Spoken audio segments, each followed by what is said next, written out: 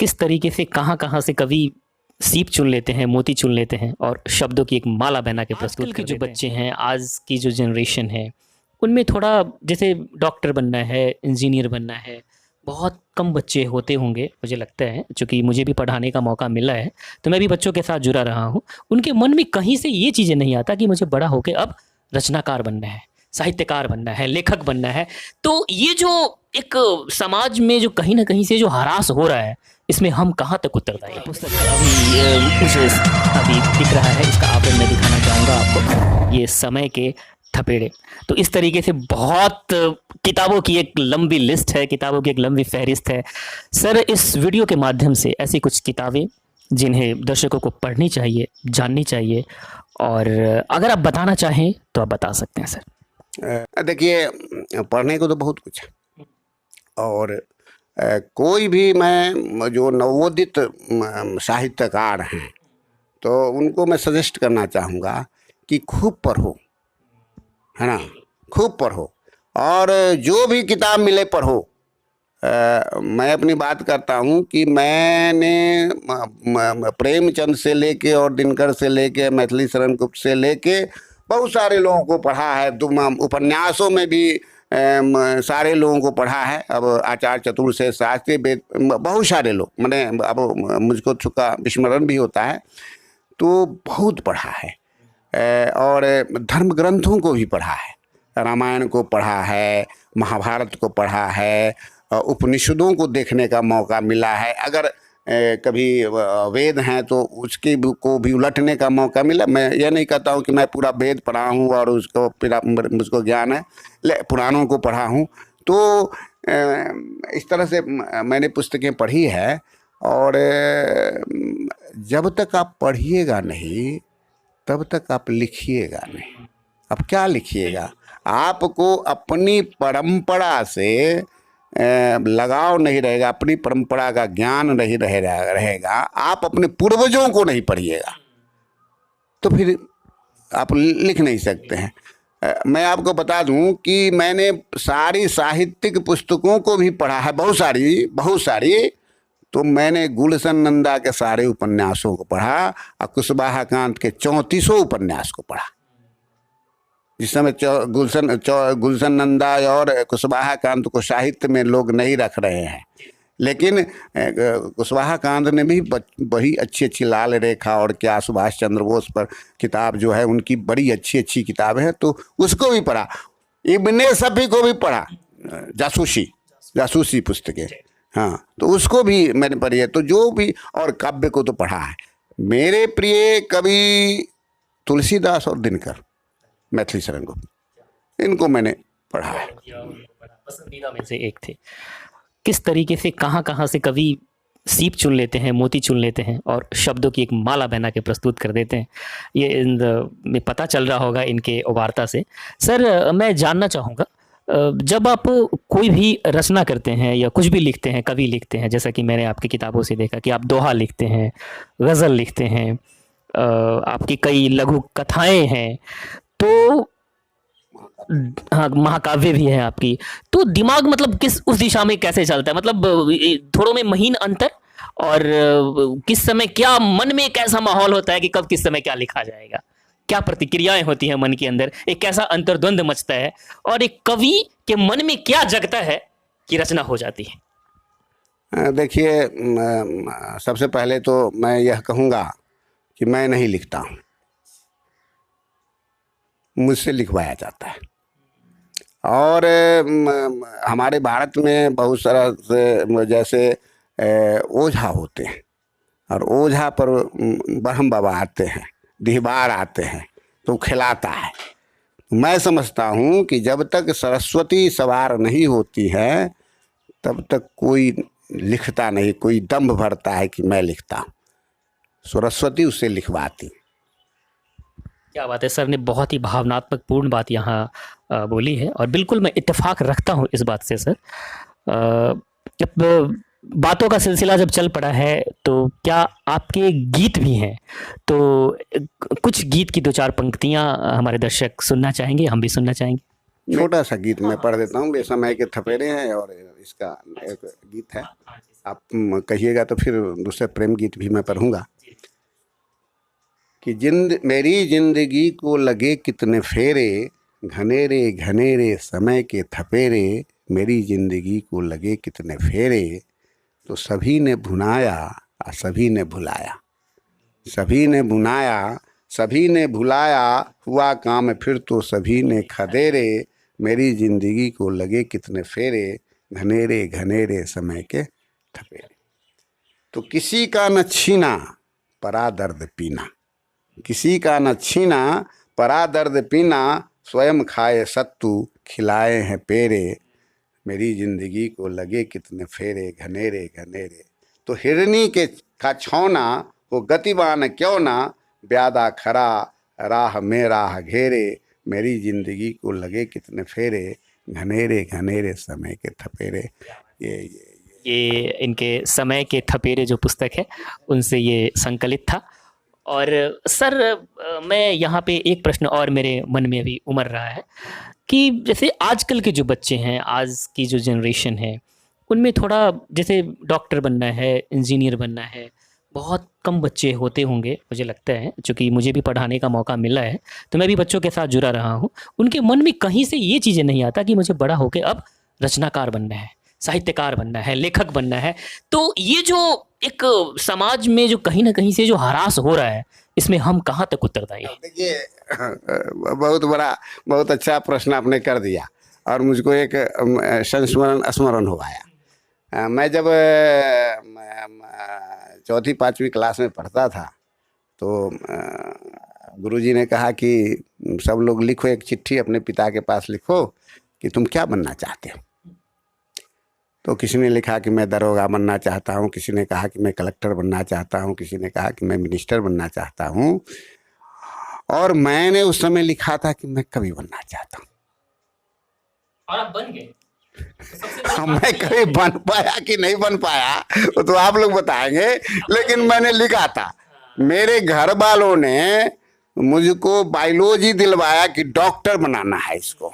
Inter तक मैंने डॉक्टरी पढ़ी, ये क्या कहते हैं, मैं साइंस पढ़ा बायोलॉजी लेके।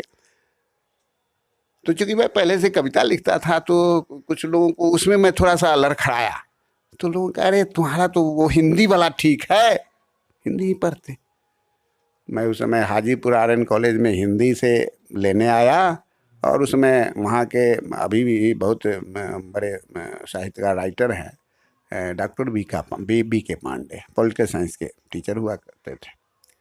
उनसे मैं मिल गया और वो कहे कि तुमको हम पॉलिटिकल साइंस दिलवाते हैं। मैं पॉलिटिकल साइंस ले लिया। हालांकि मैंने अच्छा किया, पूरे यूनिवर्सिटी में 1 to 10 में मेरा 6ठा स्थान था, लेकिन मैं हिंदी लेने आया था, लेकिन हिंदी नहीं ले सका। आज के बच्चे जो हैं, अभी का युग जो है, ज़माना इस तरह से हो रहा है, आप देखते होंगे, आपको भी याद होगा, आज से 20 साल 25 साल पहले रेलवे स्टेशनों पर बुक स्टॉल जो हुआ करते थे, और उसमें किताबें हुआ करती थी, उपन्यास हुआ करते थे, और जो भी थोड़ा सा पढ़ा लिखा युवक आपको ट्रेन में बैठता था तो उसके हाथ में कोई न कोई उपन्यास या कोई न कोई पत्रिकाएं हुआ करती थी। इत्तेफाक रखता हूं इस बात से। और आज यही स्थिति है कि बुक स्टॉलें लगभग हट सी गई हैं, बहुत जगहों पर अब नहीं है, अब हैं भी, लेकिन वो सब किताबें, उस समय हिंद पॉकेट बुक्स चला करता था, है ना, वो 2 रुपया 1 रुपये की किताबें या जो भी चला करती थी, तो अच्छे अच्छे उपन्यास पॉकेट बुक्स में आते थे और उसको लोग खरीदते थे और पढ़ते थे, है ना। अब के बच्चे जो हैं, सब बात ठीक है, बहुत स्कूल खुल गए, बहुत कॉलेज खुल गए, लोग कहते हैं कि शिक्षा का ये हुआ है, लेकिन कहीं ना कहीं से वो साहित्य का ह्रास हुआ है, साहित्य पढ़ने का ह्रास हुआ है ना। अब बच्चे, अब चूँकि जो इस हमारे यहाँ जो लोकतंत्र का विकास हुआ, तो मैं समझता हूँ, लोग ढिंढोरा पीट ले कि लोकतंत्र बहुत फल फूल रहा है, मैं समझता हूँ कि गलत दिशा में ये लोकतंत्र हमारा जा रहा है। हमारी आदमियत मर रही है ना, और हम पर धन पशु हावी हो रहे हैं। और क्या है कि ऐसे ऐसे नज़ीर हैं, ऐसे ऐसे उदाहरण हैं कि गलत ढंग से पैसे का उपार्जन किया जाता है और समाज में उसी की पूछ होती है। तो आज के युवक वो अधिक से अधिक पैसा कमाना चाहता है और कहता है कि ये साहित्य वगैरह किताब उताब पढ़ रहे तो फालतू चीज़ है ना। तो इस तरह से उनके मन में एक जो भौतिकवाद जो हावी हो रहा है, उसके कारण लोग इधर से एक अच्छा प्रतिबिंब नहीं बना पाते सामने वालों के प्रति। हो रहा है और उनकी आदमियत मर रही है। आप जो भी आदमी किताब पढ़ेगा, बिल्कुल सर, साहित्य का संबंध सीधा संस्कार से होता है। जो आदमी रचनाकार होगा वो निर्दयी नहीं होगा, गलत नहीं करता ऐसे करेगा। यह बात है। इसका मुझे दुख है कि नई पीढ़ी पढ़ने की ओर प्रवृत्त नहीं है। माने पढ़ने की मतलब डॉक्टर इंजीनियर बन रहे हैं, कमा रहे हैं, खटा रहे हैं और कमा खटा के अपना पैसा उपार्जन कर रहे हैं, बड़े मकान बना रहे हैं, सब कुछ हो रहा है, लेकिन उनका हृदयहीन समाज का निर्माण होते चला जा रहा है। और जिसका प्रतिफल आप देख रहे हैं कि कितना दुराव होते जा रहा है लोगों में। बिल्कुल, साहित्य समाज एक दूसरे के पूरक है, जैसा कि सर ने अभी बोला भी कि साहित्य का संबंध सीधे संस्कार से होता है। सर, बात जब इस ओर चली है तो, और हम लोग जिस प्लेटफॉर्म पे हैं उसका नाम है मोहिउद्दीन नगरनामा, तो एक कवि की नज़रों में मोहिउद्दीन नगर में शिक्षा का कितना ह्रास हुआ है। देखा जाए तो स्कूलों की जो गिनती में तो बहुत सारे स्कूल खुल गए, टीचर्स भी बहुत सारे नए नए बहाल हो गए, सरकारी शिक्षकों की एकदम भरमार सी लग गई, लेकिन कहीं ना कहीं से जो हमारे समय में, आपके समय में, हमारे समय में तक भी सर जो शिक्षा का जो स्तर था उस स्तर में कहीं ना कहीं से ह्रास हुआ है। इसको आप कितना सही मानते हैं और आपकी नज़रों में ये ह्रास किस ओर जा रहे हैं हम? कहीं ना कहीं से ह्रास हुआ है ऐसा नहीं है, बिल्कुल ह्रास हुआ है। हमारे शिक्षक मित्र हम पर कुपित भी होंगे, लेकिन मैं भी चूँकि किसी न किसी कॉलेज में मैंने पढ़ाने का काम किया है, शिक्षक का काम किया है, इसलिए मुझे बोलने का हक है सर। और कहीं ना कहीं एक कवि और साहित्यकार मोहिउद्दीन नगर के लिए आप उस चीज़ को की बीड़ा थामे हुए हैं आप।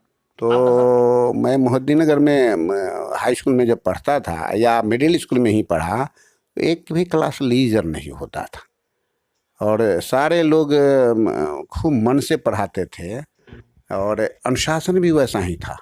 ब्रजविलास बाबू का अनुशासन मोहिउद्दीन नगर हाई स्कूल में नामी अनुशासन था और ब्रजविलास बाबू से कोई भी टीचर ज्ञान में एक दो को छोड़ के कोई कम नहीं था, अधिक भी था, लेकिन अनुशासन मानता था और एक भी शिक्षक आपको बरामदे पर नजर नहीं आते थे। सारे शिक्षक या तो क्लासरूम में हुआ करते थे या नहीं तो फिर ऑफिस में हुआ करते थे और बच्चे भी बहुत ये।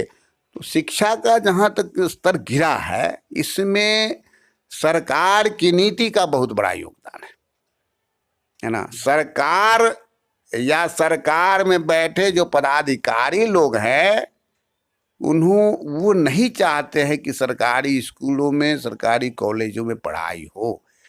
मुझको तो लगता है कि इन लोगों की दुरभिसंधि है प्राइवेट स्कूल कॉलेज वालों से। अब देखिए कि पहले एक भी प्राइवेट स्कूल कॉलेज नहीं हुआ करते थे, फिर भी पढ़ाई इतनी उत्तम हुआ करती है ना। और उधर ये कर दिया गया और यहाँ जो अब ये पंचायती राज जब से बना तब से जो शिक्षकों की बहाली हुई, तो मुखिया लोगों ने पैसा ले ले के बहाली कर दिया, अयोग्यों की बहाली कर दी। जब शिक्षक को ही नहीं आता है तो विद्यार्थी को क्या आएगा। हमारे शिक्षक बंधु सुनेंगे तो हम पर गुस्सा करेंगे, लेकिन मैं इस खतरे को मोल लेता हूँ, है ना।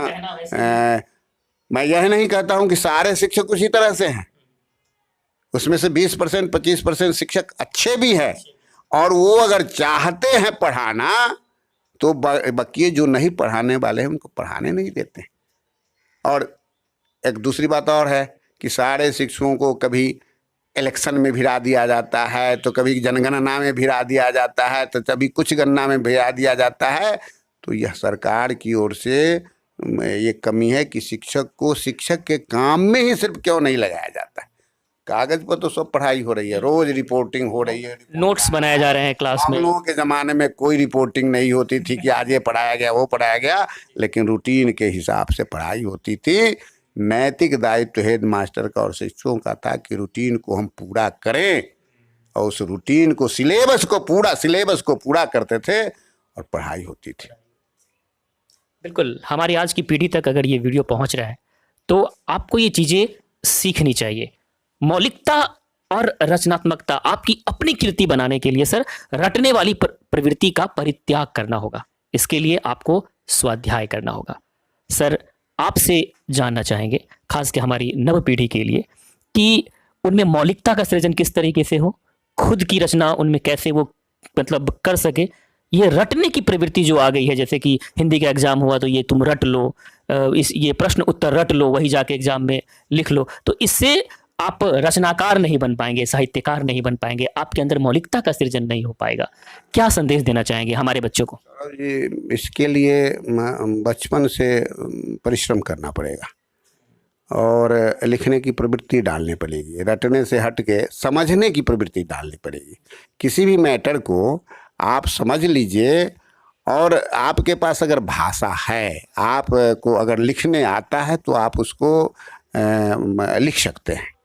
तो ये लोग रट लेते हैं। मैं अपनी बात करता हूँ, हालांकि मुझे यह बात नहीं कहनी चाहिए थी, ये थोड़ा सा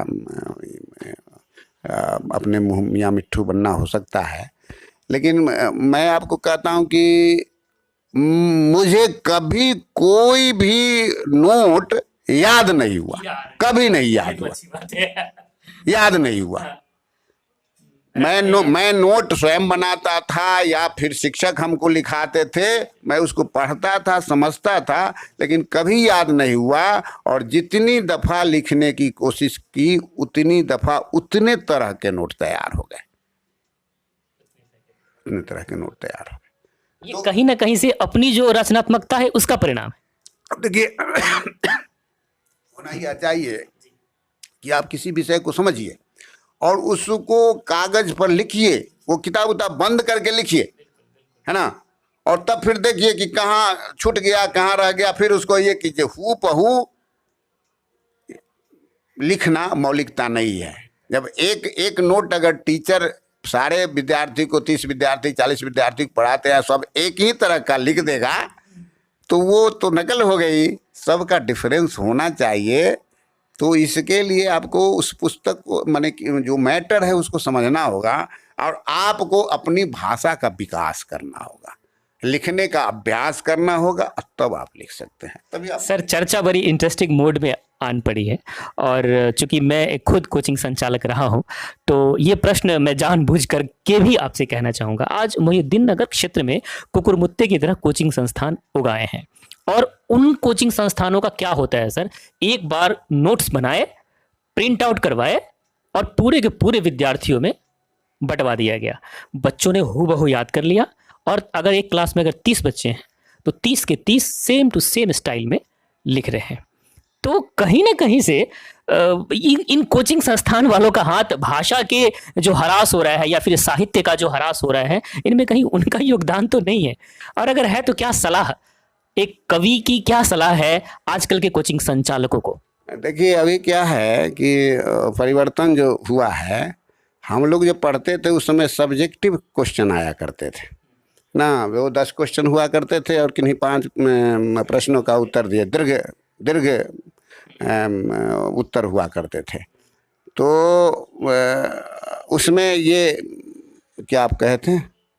मैंने बोला सर कि ये जो कोचिंग संस्थान वगैरह हैं वो रटंतु तोते पैदा कर रहे हैं, तो ये रटने की प्रवृत्ति, मौलिकता का हरास अब जो हुआ है ना, तो अब क्वेश्चन जो आते हैं तो एक बहुविकल्पीय क्वेश्चन आते हैं और 50% वो आ जाते हैं, फिर वो लघु उत्तरीय, माने जो कुछ कम शब्दों में, और उसके बाद कुछ दीर्घ उत्तरीय भी होते हैं, तो वो 10 वाक्य से अधिक के नहीं लगभग होते हैं। तो उससे क्या होता है कि बच्चे उसको रट लेते हैं, तो इस तरह से होना क्या चाहिए कि बच्चों में विश्लेषण करने की क्षमता को विकसित किया जाना चाहिए, है ना। और देखिए, ये जो कोचिंग सेंटर कुकुरमुत्ते की तरह उगाए है, उसके पीछे कारण यह है कि जब सरकारी संस्थानों में, शिक्षण संस्थानों में पढ़ाई नहीं होगी तो उसका लाभ ये उठा रहे हैं, है ना। अगर कुछ भी पढ़ाई हो रही है तो इन शिक्षण कोचिंग संस्थानों में ही हो रही है। कुछ भी तो पढ़ा रहा है, कुछ भी तो हो रहा है, नहीं से तो कुछ भी तो हो रहा है। लेकिन हाँ, एक कवि की क्या सलाह कोचिंग संचालकों को? देखिए, कोचिंग संचालकों, देखिए कोचिंग होता क्या है, जो कोचिंग संचालन में कम पैसे दिए जाते हैं शिक्षकों को, और जो अच्छे जो टीचर होंगे तो कहीं ना कहीं चले जाते हैं, हो नहीं पाते हैं। तो एक तो बहुत अच्छे टीचर कोचिंग संस्थानों को मिल नहीं पाते हैं, है ना। तो अच्छे टीचर होंगे तो ज़रूर अच्छा पढ़ाएंगे। जहाँ कहीं किसी भी कोचिंग संस्थान को अगर अच्छे टीचर मिले हुए हैं तो वो पढ़ाते हैं। तो माने अच्छे टीचर अगर रखेंगे तो अच्छे टीचर पढ़ाएंगे। अभी मेरी नज़र आपकी एक कृति पर जा रही है, और ये किताब है हुआ कठिन अब सच सच लिखना। नीचे हरिनारायण सिंह हरि लिखा हुआ है, और मैं बोलते हुए भी अपने आप को आत्म गर्व की मुझे अनुभूति हो रही है। मोहिउद्दीन नगर की धरती ऐसे ऐसे प्रतिभाओं को जन्म देती है। कहते हैं ना कि वो जीवन के साथ भी और जीवन के बाद भी, जीवन की सबसे बड़ी उपलब्धि तो ये है। जीवन के इस अवस्था में आकर लाइफ में ने जो कुछ भी आपको दिया, आप अपने एक कवि, साहित्यकार और रचनाकार के जीवन से कितने संतुष्ट हैं? अपने खुद की नज़रों में कवि हरिनारायण सिंह हरि अब जीवन से क्या चाहते हैं? देखिए सौरभ जी, मैं तो यही समझता हूँ कि मेरे जीवन में जितनी कठिनाइयाँ आई, जो संघर्ष आए, अगर कविता नहीं रहती तो मैं सुसाइड कर लेता। कविता ने मुझको बचाया, और आपके दुख और सुख को निकलने का यह रास्ता देती है कविता। कविता के मार्फत से आपका हृदय बाहर निकलता है और आपका दुख कम होता है, आपका सुख बढ़ता है। तो कविता ने मुझे वह दी। यह सही है कि मैं भौतिक रूप से, आर्थिक रूप से संपन्न नहीं हो सका। एक वित्त रहित कॉलेज में मैं शोषण का शिकार होते रहा, लेकिन साहित्य ने मुझको बहुत कुछ दिया, जिंदा रखा। और इस एक साहित्य के बल पर मैं अभी पूरे भारत में जहाँ कहीं भी जाता हूँ तो मुझको 2-4 आदमी जानने वाले मिल जाते हैं, और 2-4 आदमी अपने घर बुलाने वाले मिल जाते हैं कि आप मेरे यहाँ आइए, मेरे यहाँ आइए। तो ये तो साहित्य ने दिया। आप सर किताबों में हैं, आप मोहिउद्दीन नगर के जनता में हैं, आपका नाम आज राज्य स्तर और राष्ट्रीय स्तर पर है। कैसा लगता है ये सुख देखकर? अब मुझको तो लगता है कि देखिए, मुझको लगता है कि मैं कहीं नहीं हूँ, है ना। मुझको तो ऐसा कुछ नहीं। ये तो सर आपका बड़प्पन है, बड़प्पन है आपका। मुझको कुछ नहीं लगता है। मुझको तो लगता है कि मैं वही हूँ, मैं वही पहले वाला हरि हूँ, हरिया हूँ, और कहीं कुछ नहीं है। लेकिन जब कहीं जाता हूँ और लोग मुझको ये करते हैं, याद करते हैं या खोजते हैं, तो आनंद तो होता ही है ना, भीतर से तो आनंद होता है। दर्शकों, हम हैं मोहिउद्दीन नगरनामा के मंच पर, और इस सफ़र में हम कवि, साहित्यकार या फिर संगीत से जुड़े ऐसे श्रेष्ठ लोगों का हम आत्ममंथन करते हैं, उनकी बातें आप तक पहुंचाते हैं।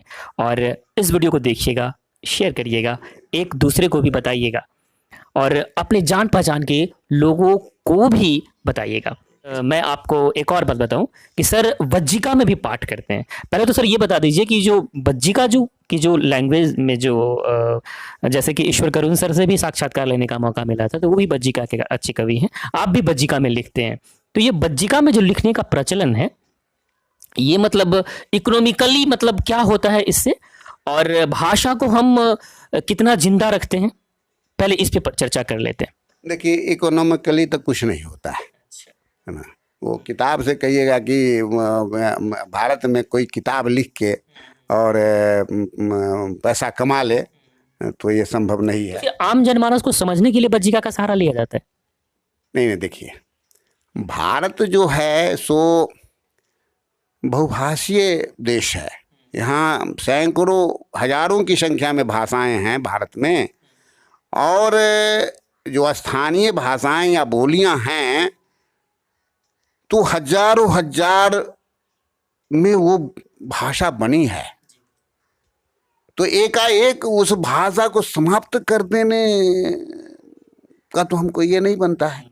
बज्जिका मेरी मातृभाषा है, माँ की भाषा है, पिता की भाषा है, मेरी जन्मभूमि की भाषा है।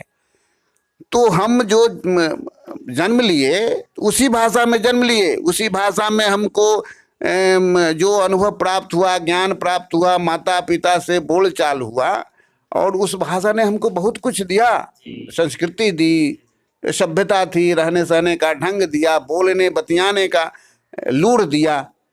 तो उस भाषा के प्रति हमारा दायित्व बनता है।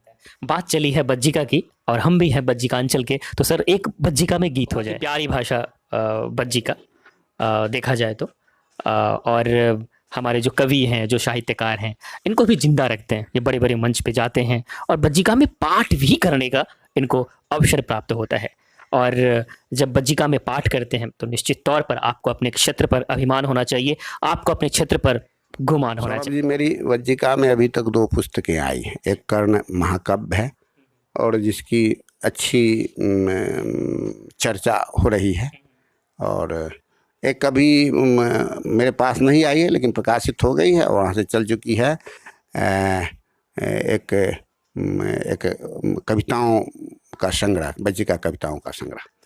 तो एक गीत मैं सुनाता हूँ, और वो निर्गुण है बज्जिका में। पानी के बुलबुल्ला जिंदगी, पानी के बुलबुल्ला जिंदगी, कर कौन ठिकान, जाने कहिया उड़ जाए तई, छोड़ दे के प्राण।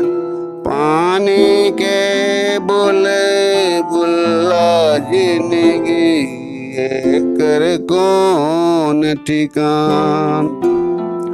तय केरेला सब कुकरम कैला, धन के जोर घटाओ, भाई से बेईमानी कैला, गुतिया सब से दाव। भाई से बेईमानी कैला, गुतिया सब से दाव। तब भ्रष्टाचार, दीन के शोषण, बरगर ऊंच मकान, पानी के बुलबुल्ला जिंदगी, ये कर कौन ठिकान, जाने कहिया उड़ जाए तई, छोड़ दे के प्राण। त समय गमैला पर निंदा में, तनिक न भजला राम।